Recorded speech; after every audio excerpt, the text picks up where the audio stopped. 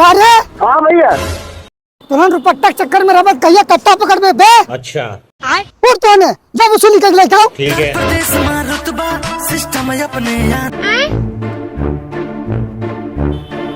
ए हफ्ता निकाल। जाने मन जोन तू डायमंड की गिफ्ट मांगे हो तो ही जरूर दे, बस वसूली हो तो बस। हाँ हाँ भाई वसूली हो गया।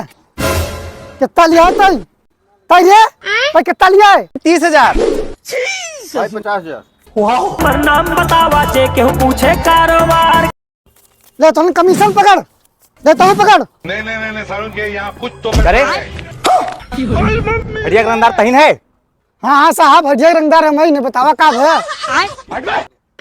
रात भर प्रधानवा में है तही बतिया था ना।